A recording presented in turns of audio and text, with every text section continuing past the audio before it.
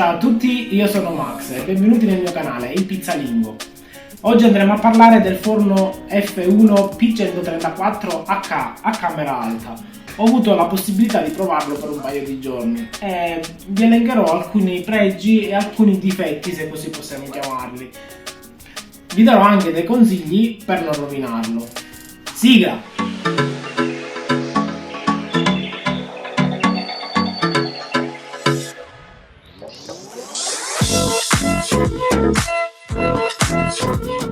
La versione da me provata è la versione da 500 gradi, con i termostati da 500 gradi.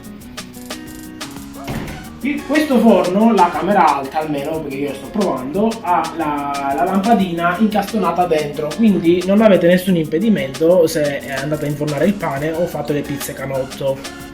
Non avete nessun impedimento, proprio è a raso di tutto il forno.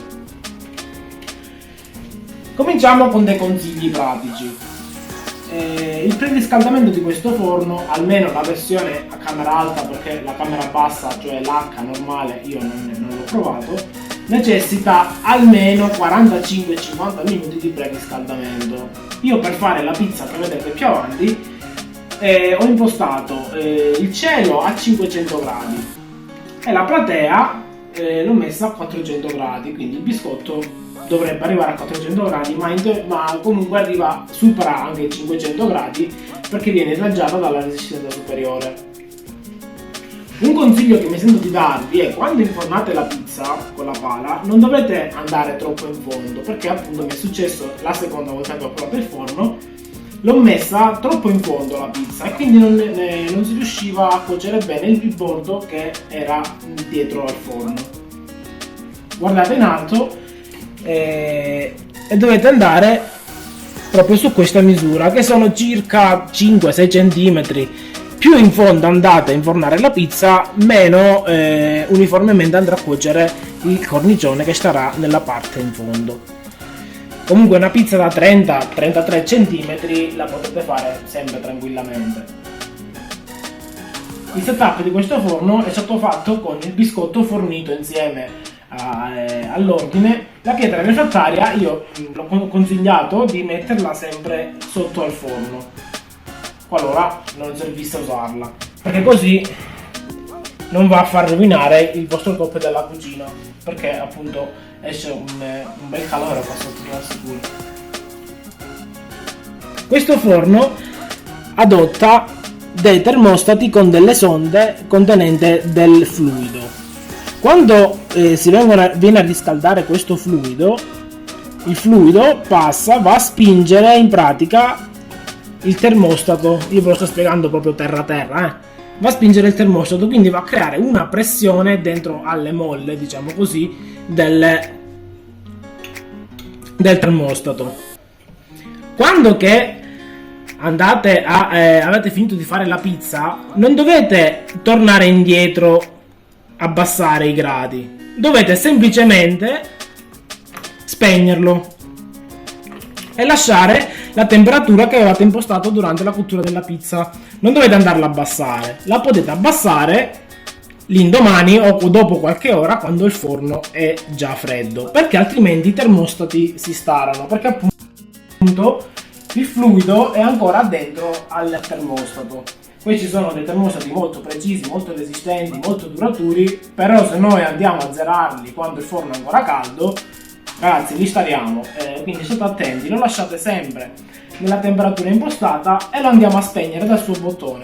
Che cosa succede? La ventola continua a girare perché ha un sistema di raffreddamento tangenziale che sente la temperatura tra la camera e la lamiera sopra, appunto passa il calore, lui sente che ha una temperatura superiore ai 40-50 gradi e la ventola continuerà a raffreddare. Infatti non scalda tantissimo una volta che l'avete mandato in temperatura. È caldo sì, però non vi ustionate. Questo è un pregio di questo forno.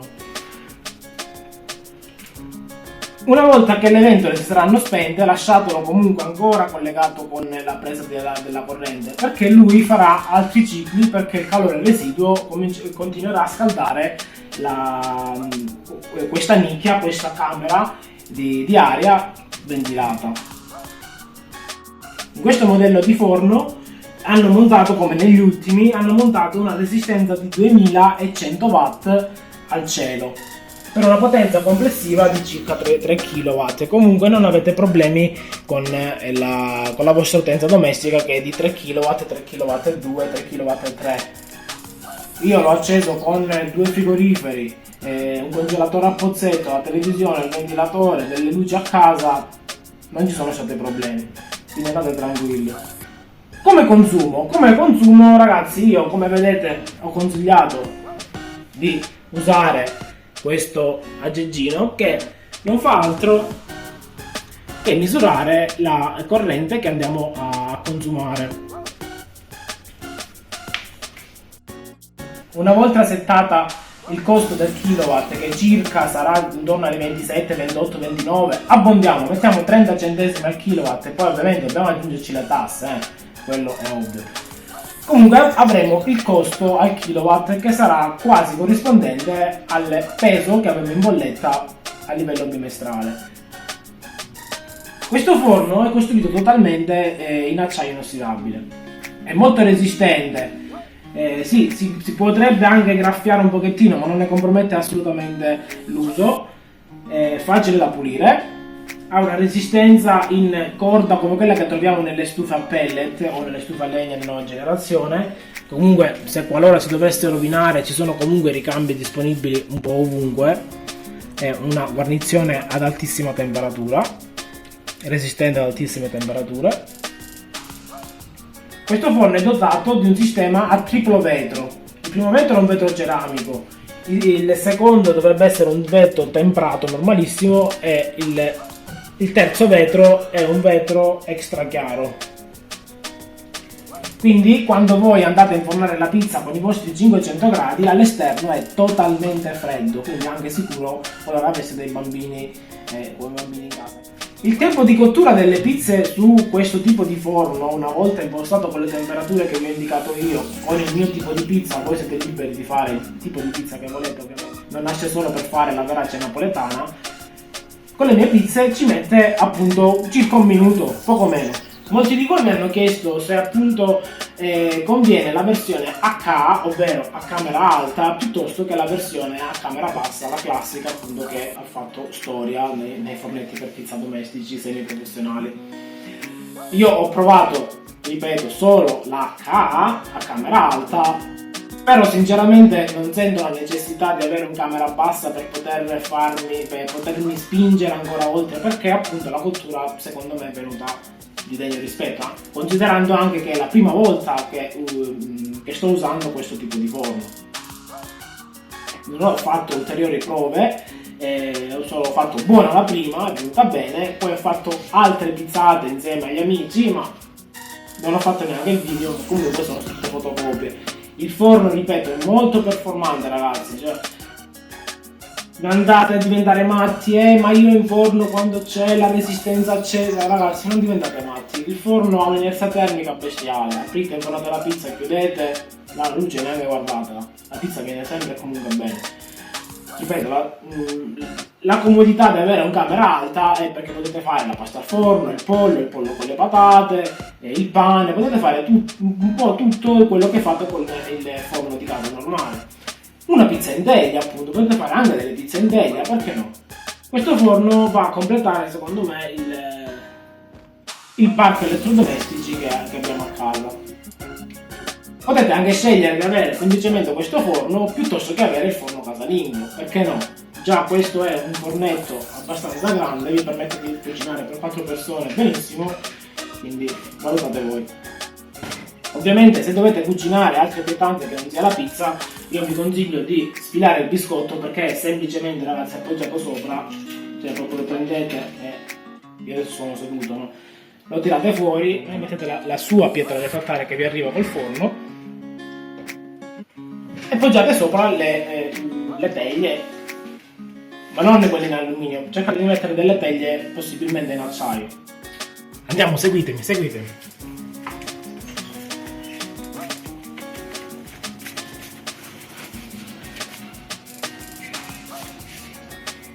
Abbiamo già pronto il timer, 53 secondi.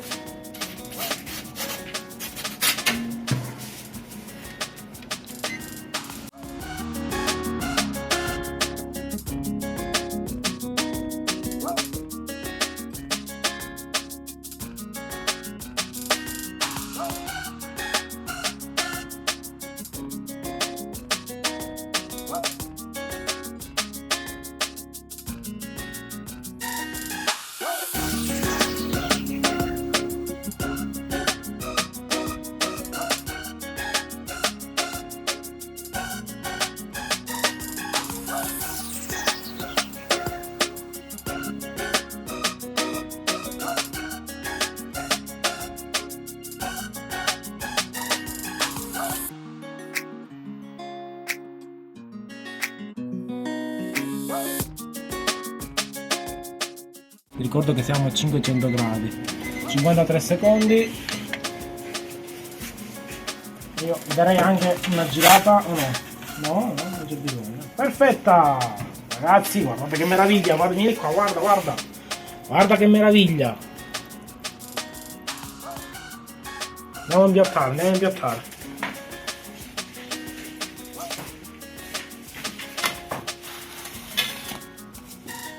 Oh, è bellissima ragazzi, guardate.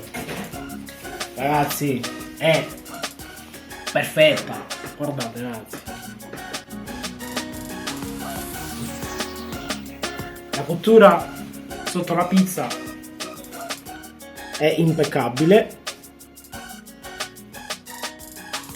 Andiamo a vedere l'alveolatura, tagliamo con le forbici per non rovinarla.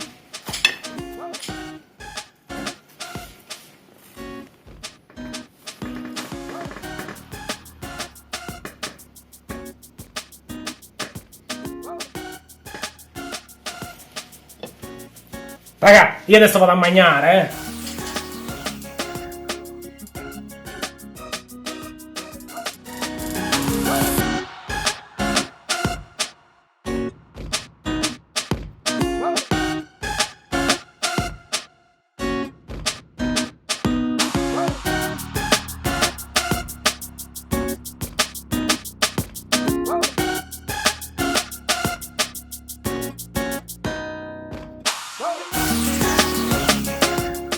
Siamo giunti alla fine di questo breve video. Se vi è piaciuto un like e condividete. Iscrivetevi anche al canale. Da il Pizzalingo è tutto. Alla prossima.